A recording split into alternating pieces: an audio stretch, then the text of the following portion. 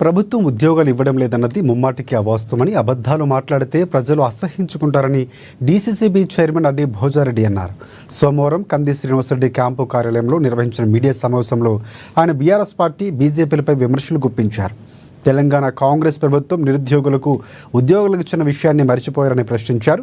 BRS party అధికారంలో ఉన్న 10 ఏళ్లలో 1,35,000 ప్రభుత్వ ఉద్యోగాలు ఇస్తే కాంగ్రెస్ పార్టీ సర్కారు కేవలం 18 నెలల్లోనే 60,000కు పైగా ఉద్యోగాలు ఇచ్చిందని గుర్తు చేశారు. ప్రైవేట్లో కూడా ఇప్పటి వరకు దాదాపుగా 2,75,000 ఉద్యోగాలు ఇచ్చిందన్నారు ఆయన. కేవలం రానున్న స్థానిక సంస్థల ఎన్నికల్లో రాజకీయ లబ్ధి పొందేందుకు అబద్ధాలు మాట్లాడుతున్నారని విమర్శించారు. ప్రజలెవరూ మీ మాటలు నమ్మే స్థితిలో లేరన్నారు ఆయన. ఎందుకంటే నీ వెంట ఉంది నాయకులు కానీ ప్రజలు కాదని అన్నారు.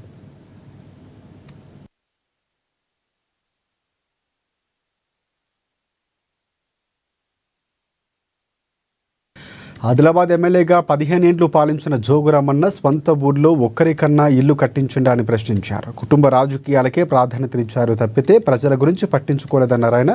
తమ ప్రభుత్వం రికార్డు స్థాయిలో 21,000 కోట్ల రూపాయల రుణమాఫీ, 9 రోజుల్లో 9,000 కోట్ల రూపాయల రుణ భరోసా, రైతు భరోసా, కొత్త రేషన్ కార్డులు ఇచ్చిందని తెలిపారు. మహిళలకు ఉచిత బస్సు ప్రయాణం, 500 రూపాయలకే గ్యాస్ సిలిండర్, 200 యూనిట్ల వరకు ఉచిత విద్యుత్తు, పేదలకు ఇందిరమ్మ ఇండ్లు లాంటి ఎన్నో ప్రజా సంక్షేమ పథకాలు అందిస్తూ ప్రజాపాలన కొనసాగిస్తుందన్నారు. మంచిగా పనిచేస్తున్న ప్రభుత్వంపై అనవసర అబద్ధాలతో బురద జల్లాలని చూస్తే వచ్చే ఎన్నికల్లో మీకు పుట్టగతులుండవని హెచ్చరించారు. ఇక బీజేపీ ప్రజాప్రతినిధులు రాష్ట్ర ప్రభుత్వ పథకాలను తమవిగా ప్రచారం చేసుకోవడానికి సిగ్గుపడాలని అన్నారు. ఇందిరమ్మ ఇండ్లలో కేంద్రానికి ఎంతమాత్రం సంబంధం లేదని తెలిపారు. అటు యూరియా విషయంలోనూ బీజేపీ నేతలు ప్రజలు తప్పుదోవ పట్టిస్తున్నారని ఆయన ఆరోపించారు. రైతులకు సరిపడా యూరియా సరఫరా చేసే బాధ్యత కేంద్ర ప్రభుత్వానిదని అన్నారు.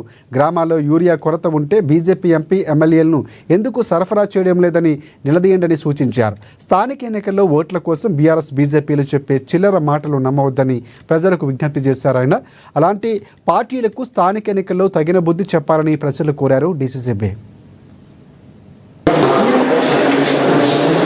ఇచ్చోడలో బీఆర్ఎస్ పార్టీ జిల్లా నాయకులు, అక్కడ శాసనసభ్యులు ఒక జాబ్ మేళా నిర్వహించడం జరిగింది. ఆ జాబ్ మేళలో వారు ఏం మాట్లాడతారంటే, ఈ 18 మాసాల్లో జాబులు ఇప్పేయలే కాబట్టి మేము జాబ్ నిర్వహణ చేస్తున్నామని చెప్పి మాట్లాడతారు. వాళ్ళకు బుద్ధులు ఉండాలా బీఆర్ఎస్ పార్టీ నాయకులకు?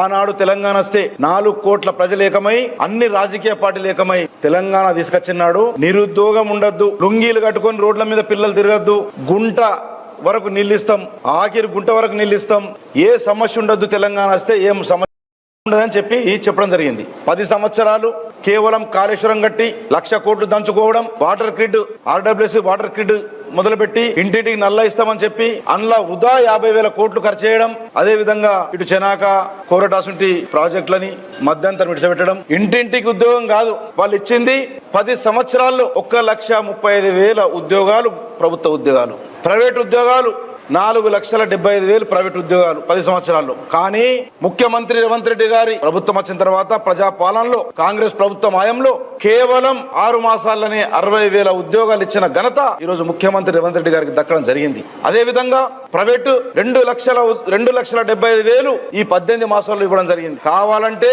మీకు ఏ కంపెనీలు ఇచ్చినాం, ఏ ఉద్యోగులు ఇచ్చినామని చెప్పి కావాలంటే మీకు పత్రం కూడా బీఆర్ఎస్ పార్టీలకు, బీఆర్ఎస్ నాయకులకు పంపిస్తామని చెప్పి ఈ సందర్భంగా తెలియజేస్తా ఉన్నా. 10 సంవత్సరాలు ఇంటికి ఒక ఉద్యోగం ఇయ్యలే, ఏ ఇంటికి నీళ్లు ఇయ్యలే, ఏ ఒక నిరుపేద ఇల్లు కట్టియలే. ఇవన్నీ చేసి కేవలం డబ్బులు దంచుకొని, కుటుంబ రాజకీయాలు తెచ్చుకొని, కుటుంబం నడుపుకొని, కుటుంబాలు ఉద్యోగాలు ఇచ్చి, ఇక్కడ జిల్లాల కుటుంబాలకు ఉద్యోగాలు, అటు రాష్ట్రంలో కుటుంబాలకు ఉద్యోగాలు ఇచ్చి, ఇయ్యాల మీరు ఇచ్చోడలో ఒక జాబ్ మేళ పెట్టి ఉద్యోగాలు ఇస్తలేరు.